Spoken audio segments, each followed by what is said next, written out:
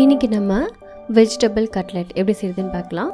First ஒரு பேன்ல oil சேர்த்துட்டு சோம்பு, அப்புறமா துருவன இஞ்சி, பச்சை மிளகாய், வெங்காயம் எல்லாத்தையும் போட்டு நல்லா இந்த மாதிரி வதக்கிக்கோங்க. இப்போ காய்கறி சேர்த்துக்கலாம். பீன்ஸு, கேரட், பீட்ரூட் எல்லாம் சேர்த்து நல்லா வதக்கிக்கோங்க. இது கூடவே கொஞ்சமாக கொத்தமல்லியும் புதினாவும் நறுக்கி வச்சதை சேர்த்துக்கிறேன். அப்புறம் வேக வச்ச பட்டாணி, அதுக்கப்புறம் வேக வச்ச உருளைக்கிழங்கை மசிச்சு இதுவில் சேர்த்துக்கிறேன்.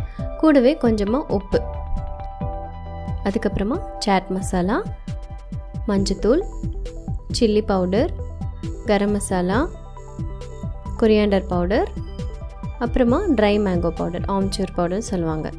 இது எல்லாத்தையும் சேர்த்து நல்லா மிக்ஸ் பண்ணிக்கோங்க. இது நல்லா கொஞ்சம் குக் ஆகணும். ஒரு 2 to 3 minutes ஆகும். இதை வந்து மூடி வச்சிடலாம். ஒரு 2 நிமிஷத்துக்கு அப்புறமா திறக்கிறேன். இந்த மசாலா நல்லா மிங்கிள் ஆகி நல்லா இருக்கு வாசனை. இப்போ இந்த சமயத்தில் நல்லா இதை வந்து மிக்ஸ் பண்ணி விட்டுக்கோங்க. அடுப்பையும் ஆஃப் பண்ணிக்கலாம், ஏன்னா எல்லாமே வந்து சீக்கிரமாக வெந்திருக்கும். இப்போ இது ஒரு பவுலில் ட்ரான்ஸ்ஃபர் பண்ணிக்கோங்க. இல்லைன்னா நீங்கள் அதே பாத்திரத்தில் கூட ஆற வச்சு யூஸ் பண்ணிக்கலாம்.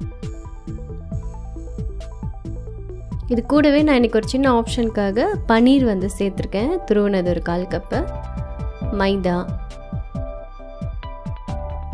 அப்புறமா பிரெட் கிரம்ஸ், இது எல்லாத்தையும் சேர்த்து நல்லா மிக்ஸ் பண்ணிக்கோங்க. அது லைட்டாக சூடாக இருக்கும் போதே எல்லாத்தையும் சேர்த்து மிக்ஸ் பண்ணிட்டிங்கன்னா இந்த மாதிரி நல்லா உங்களுக்கு சப்பாத்தி மாவு மாதிரி வந்துடும். இப்போ நம்ம கையில் தட்டி எந்த ஷேப் வேணுமோ அந்தளவுக்கு, ரொம்ப தின்னாகவும் இருக்கக்கூடாது, ரொம்ப வந்து திக்காகவும் இருக்கக்கூடாது. ஒரு மீடியம் சைஸ் கட்லெட் எப்படி இருக்குமோ அந்த மாதிரி இருந்தால் தான் நல்லா அழகாக வரும். இந்த மாதிரி உங்கள் விருப்பமான ஷேப்ஸ் ரெடி பண்ணிக்கோங்க.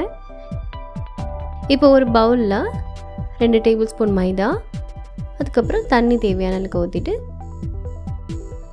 இந்த மாதிரி நம்ம டிப் பண்ணுறதுக்கு டிப் ரெடி பண்ணி வச்சுக்கோங்க, வித்தவுட் லம்ஸோட. இப்போ ஒரு பிளேட்டில் வந்து பிரெட் கிரம்ஸ் ரெடியாக எடுத்து வச்சுக்கோங்க. ஏன்னா ஸ்பூன் வந்து நான் இன்றைக்கி யூஸ் பண்ணுறேன். கையிலையும் யூஸ் பண்ணால், ஆனால் கையில் யூஸ் பண்ணும்போது லெஃப்ட் சைடில் தான் வந்து நம்ம பிரெட் கிரம்ஸ்லாம் எடுக்கிற மாதிரி இருக்கும். அதுக்காக நம்ம ஸ்பூன் யூஸ் பண்ணிவிட்டு பெஸ்ட்டு நம்ம 2 கையில் இந்த கையில் யூஸ் பண்ணிக்கலாம். இந்த மாதிரி பெரட்டி எடுத்துக்கோங்க. இது வந்து டபுள் டிப் பண்ணுறேன் நான். டபுள் டிப் பண்ணும்போது உங்களுக்கு மோர் கிறிஸ்பியாக இருக்கும், ஆனால் கொஞ்சம் பெருசாக தெரியும் கட்லெட்டை. ஸோ அதனால் என்ன பண்ணுங்கள், டபுள் ஒன்று பண்ணுங்கள், சிங்கிள் ஒன்று பண்ணி காமிச்சிருக்கேன். உங்களுக்கு எது வந்து விருப்பமோ அதை நீங்கள் பண்ணிக்கலாம். ஆனால் என்ன கேட்டிங்கன்னா சிங்கிள் டிப் பெஸ்ட்டாக இருந்துச்சு, நல்லா இருந்துச்சு சாப்பிட்றப்போ. இது வந்து ஒரு டிப் பண்ணுது. இப்போ இது வந்து ஃப்ரை பண்ணுறதுக்கு ரெடியாக இருக்குது. ஒரு பேனில் ஆயில் சேர்த்துக்கோங்க. சேர்த்துட்டு ஆயில் நல்லா காஞ்சதுக்கப்புறமா எல்லாத்தையும் உள்ள சேர்த்துக்கலாம். அட்லீஸ்ட் ஒரு சைடு வந்து 5 மினிட்ஸாவது இருக்கணும்.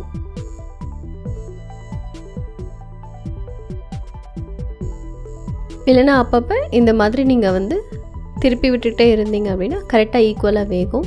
இது ஒரு கோல்டன் ப்ரௌனில் வர வரைக்கும் நீங்கள் வந்து இதை ஃப்ரை பண்ணணும். அப்போ தான் நல்லா கிறிஸ்பியாக இருக்கும், சாப்பிட்றதுக்கும் நல்லா டேஸ்ட்டாக இருக்கும். வாவ், கட்லெட் ரெடி ஆயிடுச்சு. இது வந்து நீங்கள் உங்களோட ஃபேவரட் டிப்போட வந்து சாப்பிட்லாம். டொமேட்டோ கெச்சப் ஒரு மயோனஸ் எதுனாலும் பாருங்கள். இது சிங்கிள் டிப் பண்ணது, இது இந்த மாதிரி வந்திருக்கு. ஸோ டபுள் டிப் பண்ணதும் இருக்குது. ரெண்டுமே ட்ரை பண்ணுங்கள். கட்லெட் ரொம்ப நல்லா டேஸ்ட்டாக சூப்பராக இருந்துச்சு. ட்ரை பண்ணிவிட்டு சொல்லுங்கள் எப்படி இருந்துச்சுன்னு சொல்லி. அண்ட் இதே மாதிரி ஒரு சூப்பரான வீடியோ நெக்ஸ்ட் ஒன்று மீட் பண்ணுறேன். தென் பாய்.